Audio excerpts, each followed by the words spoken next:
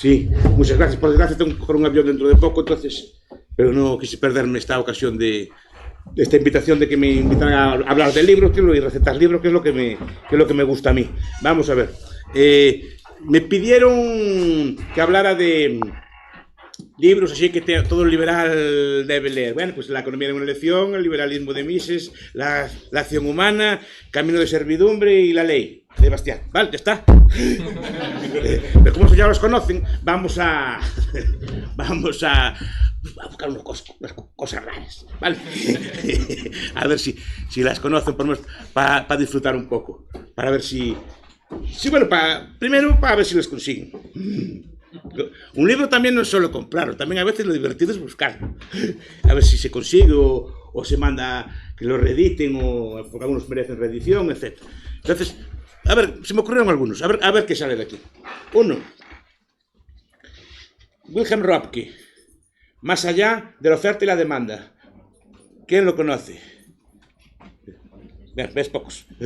Editado en Unión, ya hace años. Creo que ahora no sé si hay ediciones recientes o no. Es un clásico y me gusta mucho porque el libro, ya lo dice el título, va más allá de la oferta y la demanda. En el sentido, ¿cuáles son las bases culturales o sociales que sustentan el capitalismo? Porque el capitalismo no pensamos, no, una curva, una gráfica, tal, que haya mercado y que haya libertad y tal. No, ¿qué bases sustentan el capitalismo? La propiedad. Él se centra mucho, por ejemplo, en la propiedad, la idea de la propiedad. A Röpke le gustaba mucho la idea de que el trabajador tuviera cada uno una pequeña casita y un pequeño trozo de tierra para pisar tierra propia, decía él así, para usar la propiedad como un elemento de civilización, no solo como un elemento de jurídico, un elemento de estilo. Entonces, a Röpke le gustaba mucho eso. Y tiene pequeñas joyas, ¿no? Es decir, ayer lo comenté en la conferencia, porque venía preparando esto. Es decir, claro, no todo libre cambio, no todo libre comercio es capitalista. Y la gente le sorprende. No todo libre comercio es capitalista. El libre comercio es una cosa que simplemente la persona tiene libertad de comerciar y de hacer, y nadie se tiene que oponer a eso, pero también advierte, no todo consumo, no toda forma de intercambio favorece al sistema capitalista. Es más, a veces esa forma de consumo puede minar las bases del sistema capitalista. Por ejemplo, Röpke, que habla la compra a plazos. Es que es un libro bien racionario. Un libro de los de antes. Es decir, no cuántas cosas que me gustan a mí. Antiguamente, para comprar un coche había que ahorrar primero y comprar el coche después, pero se ahorraba primero y se compraba después, ¿no? Y Röpke compra a plazos. Comprar plazos es legítimo, sí, por supuesto. El mercado es libre y cada uno puede comprar como quiera. Podemos comprar cosas a plazos perfectamente, no hay nada que oponer, ni moralmente ni éticamente. ¿Conduce a una sociedad capitalista? No. No, porque deprime el espíritu de ahorro, deprime la contención necesaria, el sacrificio previo a la adquisición del bien, y nos enseña a vivir al día, nos enseña a no preocuparse por prever el futuro, sino simplemente casi Cristo ganado, Cristo papado, así como ganamos, gastamos, ¿no?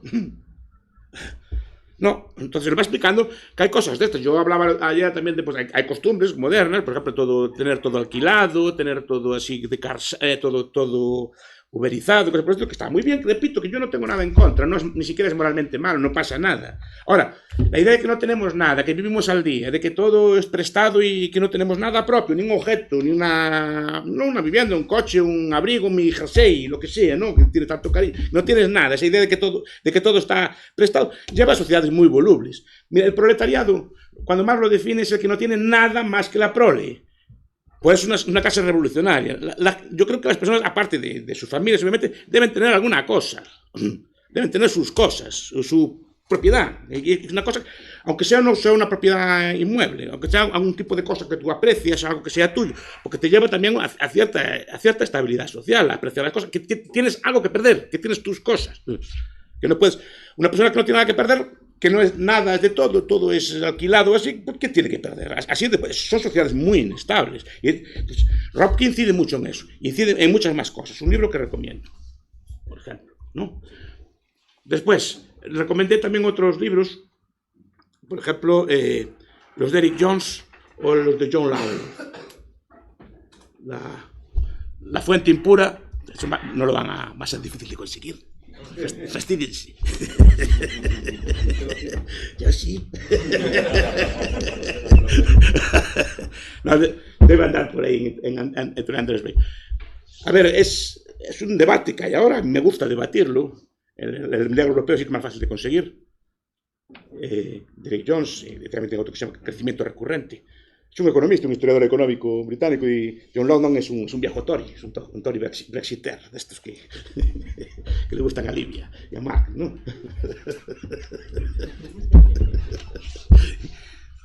¿Qué dicen? Que es una vieja tradición histórica. Por ejemplo, también un historiador, seguro que lo conoce, que se llama Joel Mokyr, en La palanca de la riqueza, no sé si lo conocen. Un historiador económico. A ver, explica por qué Europa, por qué. ¿Qué tiene de peculiar Europa? Europa es una península asiática, no tiene nada de particular. ¿Qué tiene de peculiar Europa? ¿No? ¿Pero por qué ella? ¿Por qué triunfó? Porque creció, porque expandió su cultura y otras no. China tenía todas las bazas. Los 10. ¿Por qué? Entonces, es uno de los grandes debates de la historiografía económica. ¿Por qué el triunfo de Europa? De Jack Goody, Ian Morris, Joel Mokyr, pero por ejemplo, Jan Baechler también tiene otro libro, si le quieren buscar, que se llama Los orígenes del capitalismo, o un historiador que se llama Rubén Zorrilla, que es un historiador argentino, que también tiene un libro, no me acuerdo exactamente del título ahora, pero también tiene un título en esta línea. ¿De por qué? ¿Por qué Europa? ¿Qué tiene de particular? Entonces va explicando qué es lo que explica que Europa triunfara. Y entra una visión que es muy discutida, porque está fragmentada. Porque Europa, nunca hubo Europa. Nunca. O sea, la idea de Europa, dice Jones, es ajena a Europa. O sea, la idea de una Europa unida es ajena totalmente a Europa. ¿Cuándo la hubo? Además, todos los intentos que en la historia hubo de hacerla fueron fracasados. Y no acabaron muy bien. ¿No? Entonces, ¿por qué esa lógica? Entonces, va explicando la lógica de la integración, qué ventajas tiene la integración, y cuáles son las razones de por qué esa por qué fragmentación. Es buena la fragmentación así. Explica cuáles son las raíces de que esa fragmentación en estados, lo digo porque está debatiendo la Unión Europea. Por tanto, yo soy europeísta, pero no me gusta la Unión Europea tal cual está. Me gustaba el mercado común. La idea de los europeos comerciamos entre nosotros, pero no estas superestructuras centralizadas, no sé si, ¿quién decía? Que la centralización política ya es el 90% del socialismo. No sé si era Lenin. Es que todo está centralizado, todas las decisiones se toman en una única cúpula. Ya es por ejemplo, con el socialismo del dinero, el socialismo del euro, ¿no? Es que el Banco Central Europeo, que tanto le gusta al profesor Vamos, es cierto, se centraliza el dinero y el dinero se elabora de forma socialista a nivel central, en un Banco Central Europeo. Pero esto es una idea ajena por completo a Europa. ¿Y por qué es buena esa fragmentación? Bueno, no, ¿por qué produjo ese resultado? Bueno, porque no podía haber, digamos, ningún poder que controlara a todo el país. Por ejemplo, el capitalismo es un invento, es una tecnología que aparece en un principio, no aparece de forma generalizada, aparece en unos sitios concretos. La gente piensa que el capitalismo, el siglo XIX, apareció así en toda Europa, desde Bulgaria hasta España, todo a la vez, no.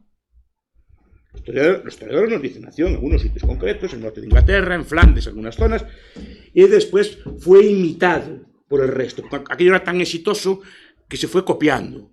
Por ejemplo, aquí en España, catalanes, vascos, madrileños, copiaron aquel sistema y lo fueron introduciendo lentamente aquí, pero fue un sistema copiado.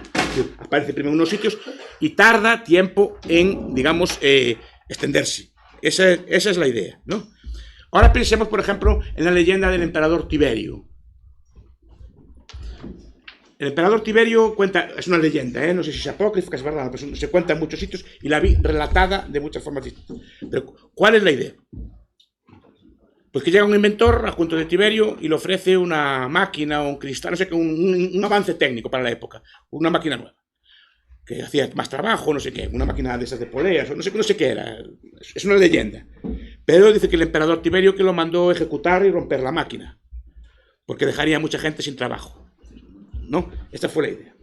¿Cuál es el problema? Que el emperador Tiberio, de ser cierta la leyenda, lo hizo y podía extender su prohibición a todo el imperio. O sea, todo el imperio romano, simplemente la máquina estaba prohibida. O sea, buena parte del mundo conocido. ¿Qué pasaba en Europa? Miren que el capitalismo no es una cosa diferente de lo que piensa Polanyi y muchos autores, querida por el gobierno. O sea, el capitalismo es un sistema revolucionario. De efecto, afecta a muchos sectores ya establecidos en la sociedad y sigue haciéndolo. Por ejemplo, todos los sectores terratenientes que vienen de la tierra se ven muy afectados por el capitalismo, pierden mucho peso social. Entonces, tenía enemigos desde el principio. Y seguramente esos enemigos, si pudieran, ahogarían al capitalismo de pequeño. ¿Qué pasa? Que como había muchos estaditos y muchas cosas en Europa, no lo pudo ahogar en todas partes. Solo el rey de España podía protestar, el rey de Francia podía protestar, ¿no? Que en Flandes o en Reino Unido están haciendo fábricas, le da igual, no mandaba allí. Entonces, al final, como había muchos sitios, había mucha competencia, pero la competencia también facilitaba, por ejemplo, que no hubiera censura o que hubiera cierta libertad de ideas, porque vale, pues si el rey de España era muy malo, ¿no?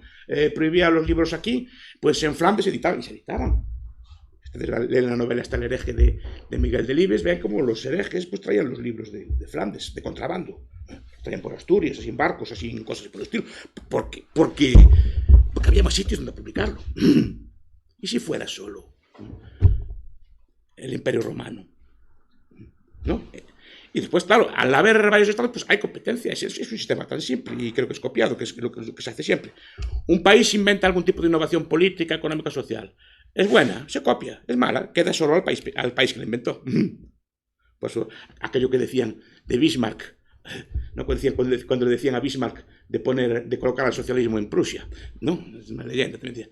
Sí, vamos a colocarlo, pero lo probamos primero en las provincias polacas. Y si funciona allí, lo cogemos nosotros. ¿No? Pero esa es la idea.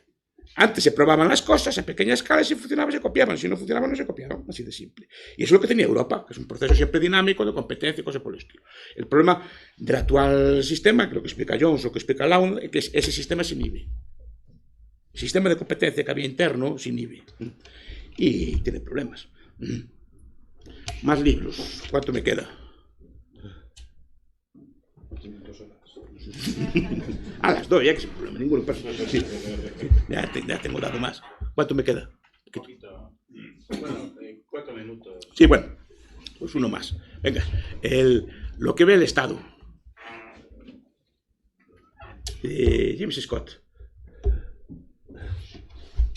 Es un libro muy inquietante, a mí me gusta mucho. James Scott es un anarquista, efectivamente, pues un anarquista más bien izquierda, pero es muy interesante porque explica muy bien los mecanismos del Estado, ¿no? Y él nos explica, pues, primero es un libro ferozmente crítico de la planificación central. O sea, la planificación central a todos los niveles, sobre todo se centra mucho en la planificación central urbana, o sea, la idea de que un señor puede diseñar ciudades así al capricho del urbanista y cosas así, y va criticando y los problemas que eso tiene, ¿no? Y experiencias de este estilo. Pero después, claro, nos explica cómo nos normaliza el Estado, o sea, cómo el Estado nos puede leer, ¿no? O sea, el Estado nos tiene que leer, y el Estado necesita mecanismos de lectura. Si no tiene mecanismos de lectura, el Estado pierde mucha fuerza. O sea, entonces nos va explicando, por ejemplo, los nombres y apellidos. Si se fijan, todos tenemos el mismo esquema. Nombre o dos nombres, apellido, número. Ese es el esquema que tenemos todos. Pero, como digo yo soy Miguel Anso Bastos. Y Miguel Anso Bastos a efectos oficiales. Yo en mi casa soy Migueliño, soy... ¿No? Soy tío, soy tal, en fin. Pero me puede buscar el Estado diciendo, no, vayan a buscar al hijo de la señora Nieves. No. ¿Qué necesita? Un nombre estandarizado. Que solo tenga yo acompañado de un número. Pero no necesita estandarizado. No vale describirme a mi zona, muchos de ustedes quieren... Es el tío de tal, o es el padre de cual, o es el nieto de tal. Nos conocen así. ¿No? Por ejemplo, de pequeño me conocían así, supongo que a muchos de ustedes también. Y nos relacionaban con nuestra familia o con nuestro entorno, que fuera así. Teníamos un entorno relacional. Pues no, ahora no lo tenemos. Tenemos nombres y tenemos una dirección. ¿Dónde vivo yo? ¿Saben dónde está la fuente? La fuente de la Fontaíña. Pues allí sube un poco a la casa de Solina. Ahí vivo yo. Mis vecinos saben dónde estoy. Pero el Estado no. Mis vecinos saben, si les explico así, saben dónde estoy. Saben cuál es la fuente a que me refiero, saben cuál es el hito o la casa a que me refiero y saben cuál es mi casa. Un Estado así no me puede mandar una recluta militar, no me puede mandar una multa, no me puede mandar otro tipo de cosas. Necesita que yo tenga calle, número, piso. escalera. ¿Sí? Y cuenta bancaria también. ¿No? Y le va explicando todo este tipo de cosas. La normalización de los pesos y las medidas, todo este tipo de cosas, ¿no? La estandarización, metros, litros, kilos. Que bueno, que ahora ya está, no le vas a dar la vuelta para atrás, ¿no? Pero, ¿por qué se hace todo eso? Pues para amor a la simplificación y al comercio, ¿no? Es que cuando dicen de los egipcios que listos eran aquellos sacerdotes que inventaban unas matemáticas. Euclides. Triángulos escalenos. Isósceles. Inventaban aquellas cosas y hacían aquellos números todos. Por amor a la matemática, por amor a la belleza del número. Son así pitagóricos. ¡Ah! Lo hacía para cobrar impuestos. Si no tienen superficies, ¿cómo pueden tributar? Y si no tienen superficies homogéneas, ¿cómo pueden tributar? Si el ferrado de montaña es distinto del ferrado de llano, no sé cómo miden aquí en llano, cómo medían en Castilla antiguamente. Sin medidas de este estilo, unas robas o cosas por el estilo, aunque da el símbolo, ¿no? Pero si el mollo de Rivadavia no es igual que el mollo del Ribeiro, sino igual que el mollo de un sitio no es igual que el mollo de otro, o la roba de un sitio no es igual que el otro, ¿cómo cobras impuestos? Es una medida estándar, entonces estandarizas el kilo, el maldito litro, y dice que no, aún se puede atacar el sistema de métrico decimal. Que es un invento de la Revolución Francesa, y además está mal hecho.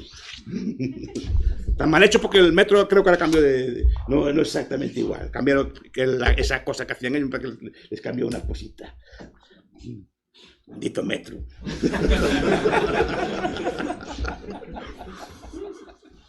No, por decir, pero inventa, y todas estas cosas fueron, estoy de broma como este Coco, pero se inventan todas estas cosas pues para normalizar, para cobrar y para cobrar tributos. Entonces, hay un proceso de homogeneización normativo para homogeneizar los pesos, las medidas, los estándares, cosas. Por eso yo defiendo los huevos y las ostras. Son anarcocapitalistas. Porque si se fijan, no tienen base decimal, son base de 12. A los huevos aún los venden por docenas. Porque es la base correcta, la base humana, la base porque es más divisible que la base 10. Por eso se usaba ese tipo de base. Pero claro, los estados quieren que somos 10 decimales, hacer poner ceritos y cosas por el estilo. Inventan estas cosas. Bueno. Lean el libro, que no solo esta parte de otras anécdotas que les conté, que es muy interesante, y alguno otro que me pidan. Pues muchas gracias, ya no lo molesto más.